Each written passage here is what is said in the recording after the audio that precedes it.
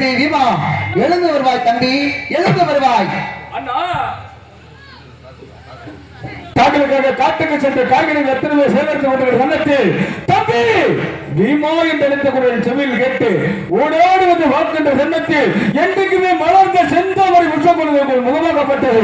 இன்றைய தினம் நீரில்லாத தாமரை போல் காட்சியளித்துக் கொண்டிருக்கின்றது. என்னென்ன நடந்தது எடுத்திருக்க வேண்டும். காத்திருக்கிறேன் தம்பி வீமன்.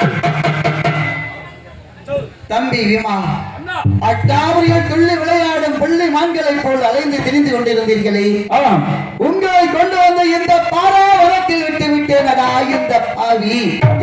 நினைத்தால் என்னுடைய நெஞ்சமே வெடித்து விடும் போல் தெரிகிறது. என்னடா செய்வோம்? நாடு நந்தோம், நகரில் நந்தோம் தம்பி, நாலு வகை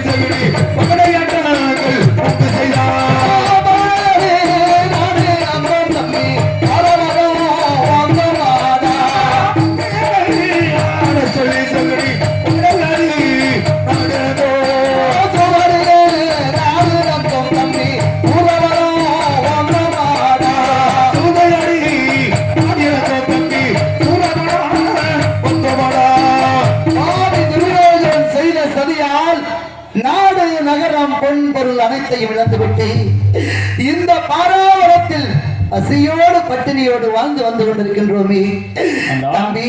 என்னடா செய்வோம்? என்ன செய்வோம்? அண்ணா என்ன செய்வோம் தம்பி? செய்வோம் ஆடா பீமசேனா.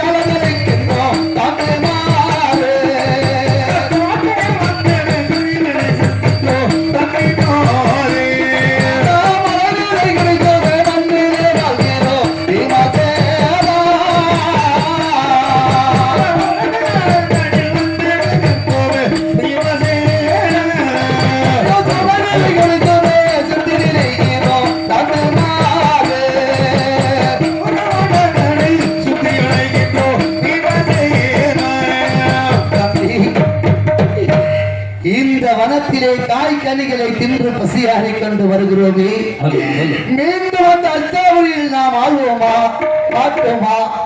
ஒன்றுமே புரியவில்லையா தம்பி? என்ன செய்தி? தங்களுடைய தம்பி வீமன் அறிந்திருக்கிறது தாங்கள் கலக்க வேண்டும் என்றால் கலக்க வேண்டாம். அன்று ஒரு நாள் பாரா சபையிலே துருவான தம்பி துர்ச்சாதனப்பட்டவன் துரோபதிக்கு பாரா சபைக்கு இழுத்து வந்து தூடாட உரிமை மாணவர்கள் செய்து கொண்டிருக்கிற எண்ணத்திலே துரியோதனத்தில் அவர் சபதமிட்டு எப்படி என்றார், அப்படியே துரியோதனா என்றைக்கு ஒரு நாள் உன்னுடைய மணிக்கொண்ட உரிமை நான் மாலையை கடிதமிட்டார் என்னுடைய பேர் வீமன் திரோதனன் என்று சபதமிட்டு வந்திருக்கிறேன். இப்பொழுது தாங்கள் வெளிப்படுத்தார் சொன்னால் நைவஜனை ஒரு நொடியில் சென்று அழுத்து விட்டு வருகிறேன் அண்ணா. மிசோடு கீழண்ணா திருமரணா எனக்கு முன்கோபமாக திருமரணா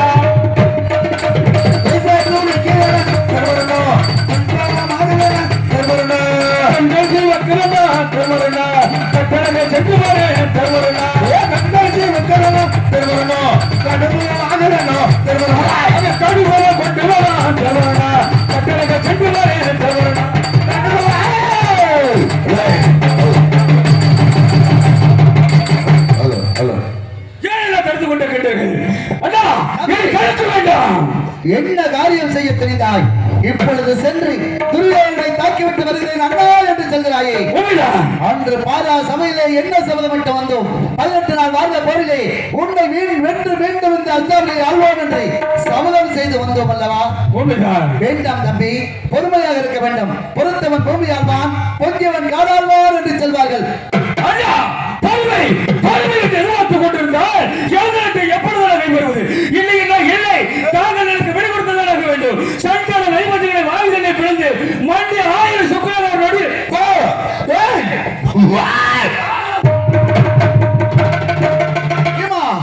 சொல்வதை கேளடா. விடை விதித்தவன் வினை இருப்பான், திணை விதித்தவன் திணை இருப்பான் என்று சொல்வார்கள். என்றாவது ஒரு நாள் தர்மம் வெல்லும், அதர்மங்கள் எல்லாம் அழிந்து போதும். அன்று பார்ப்போம் அந்த துரியோதனை. அது வரையிலும் என்னுடைய சொல்லுக்கு கட்டுப்பட்டு எனக்கு பின்பதாக வர வேண்டும் தம்பி. ஆகட்டும் ஆகட்டம். அந்த துரியோதனத்தில் என்ன நிமித்து விட்டு வந்தோம்? 12 வருட வனவாசம், அதில் ஒரு வருட வன்னியவாசம் செய்து 14வது நாட்டுக்கு வருகிறேன் நிமித்து விட்டு வந்தோம். இப்போது நான் சென்று துரியோதனை அழித்து விட்டால் நாட்டு மக்கள் எல்லாம் நம்மளை பற்றி கேவலமாக பேசுவார். வேண்டாம், தர்மன் சொன்ன வார்த்தை தவறிவிட்டார் என்று நம்மை பற்றி இழிவாக பேசுவார்கள் தம்பி. வேண்டாம். 18 நாள் வாழ்ந்த போரிலே அந்த கொடிய துரியோதனை வென்று மீண்டும் அந்த அஸ்தபரியை அண்ணன் தம்பி ஐவர்களும் ஆள்வோம். அது வரையிலும் பொறுமையாக இருக்க வேண்டும். ஆகட்டும் அண்ணா, தாங்கள் சித்தமே வாக்கியம். இந்த வனம் வந்து வருவது காலமாகி விட்டதல்லவா? அடுத்த வருடம் பிறப்பதற்கு முன்னால் அடுத்த வனம் சென்று விட வேண்டும். புறப்படு போகலாம். அடுத்த வனம் புறப்படுங்கள் செல்வோம். வரோ தம்பி சேரா வரமாய் நல்லவரங்க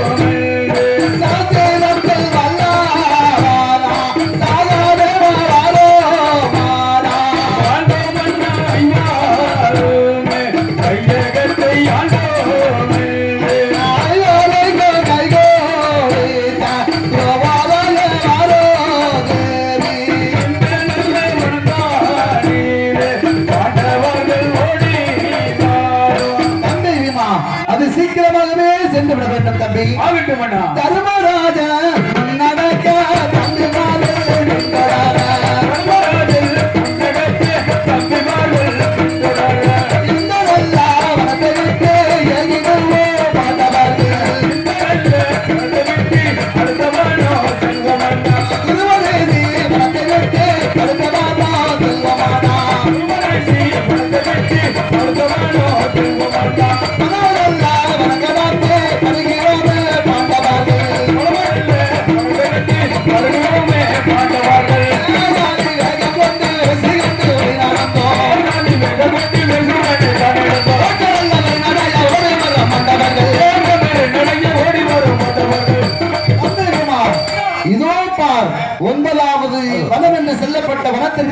வேண்டும். உண்மைதான். இந்த வனத்தில் வந்து பார்த்தால் அதோ பார், அந்த இடத்தில் ஒரு முனிவர் யாகம் செய்து கொண்டிருக்கிறார். அந்த முனிவர் தான் இந்த வனத்துக்கு சொந்தக்காரர் என்று நான் நினைக்கின்றேன். அருகாமல் சென்று அந்த முனிவரை வணங்கி இந்த வனத்தில் நாம் தங்குவதற்கு இடம் கேட்க வேண்டும். வாருங்கள் செல்வோம். தனியா பேசுங்க, அப்படியே உட்காரு. கம்மியா இருக்கு. Hello hello